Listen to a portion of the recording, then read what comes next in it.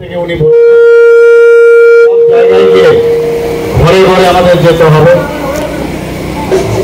আর ঘরে ঘরে গিয়ে সম্পর্ক স্থাপন করতে হবে।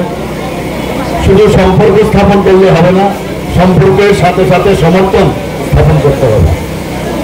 আমাদের ভারতীয় জনতা পার্টি সেই উদ্দেশ্যে আজকে সব জায়গায় সমস্ত ত্রিপুরা প্রদেশের কোনায় কোনায় আমরা যাচ্ছি এবং গিয়ে খালি এই কথাটা বলছি, মোদিজি আপনাদের কাছে পাঠিয়েছেন, উনি আশীর্বাদ চাইছেন, আর সেটা আমরা করবো কিনা, সে আশীর্বাদ তো প্রধানমন্ত্রীজিকে দেওয়া উচিত।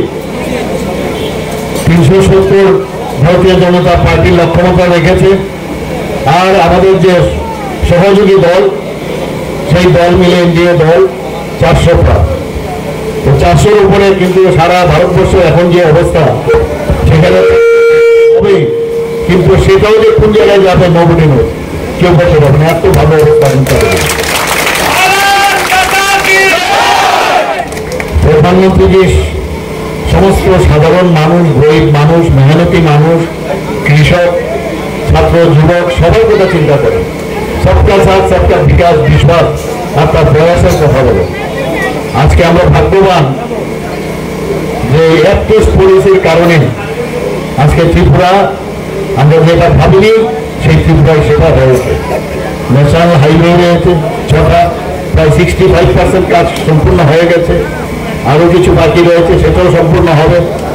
আরো 4টা নতুন ন্যাশনাল হাইওয়ের জন্য মঞ্জুর।